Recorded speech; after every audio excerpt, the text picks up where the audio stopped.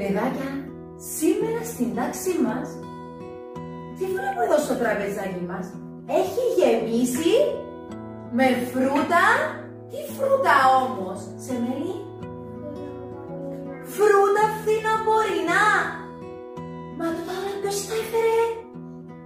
Ποιος έφερε όλα αυτά τα φρούτα? Εγώ? Ποιος τα έφερε? Τα παιδάκια, γιατί σήμερα είχαμε στο πρόγραμμα μας να φέρουμε όλοι από το σπίτι μας από ένα φρούτο του φθινοπόρου. Μπράβο στην Ιόλη που δούλεψε με τη μάμα της και έφτιαξαν αυτή την όμορφη φρουτιέρα με τα φθινοπορεινά φρούτα. Τι φρούτα βλέπω εδώ ότι έχουμε φέρει? Να ξεκινήσουμε να τα ονομάσουμε τα φρούτα μας. Πάμε! Μπανάνες, ρόδια, αυτά, σταφύλια, μπράβο! Έχετε φέρει από όλα τα φθινοπορεινά φρούτα εδώ στην τάξη μας και μπράβο σε όλα τα παιδάκια που θυμήθηκα. Τα φρούτα όμως, παιδάκια, ξέρετε πόσο σημαντικό είναι για την υγεία μας? Είναι πολύ σημαντικά τα φρούτα, γι' αυτό όλοι μας πρέπει να τα βάλουμε στο πρόγραμμα μας να τρώμε καθημερινά. Όπως τρώμε και στο σχολείο μας κάθε μέρα φρούτα.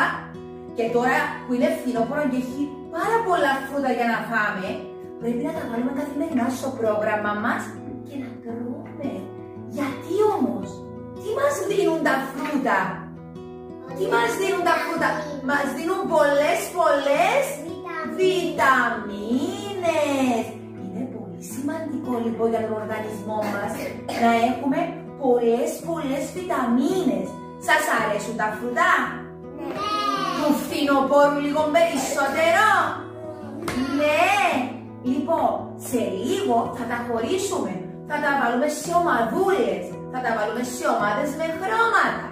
Θα τα βάλουμε σε ομάδες να δούμε ποια είναι τα περισσότερα και ποια είναι τα λιγότερα. Ακόμη, παιδάκια μου, τα φρούτα είναι πολύ ωραία να τα χωρίσουμε και σε μέγεθος. Να δούμε ποια είναι πιο μεγάλα, ποια πιο μικρά, ποια πιο μακριά. Θα τα χωρίσουμε όλα σε διάφορες ομαδούλες. Και μετά το κάθε παιδάκι θα πιάσει και το φρούτο που έφερε. Το κάθε παιδάκι θα έρθει και θα πάρει το δικό του φρούτο. Όποιος έφερε την μπανάνα θα πάρει την μπανάνα του, το μήλο, το ρόδι, το αχλάδι ή σταφύλι. Ναι!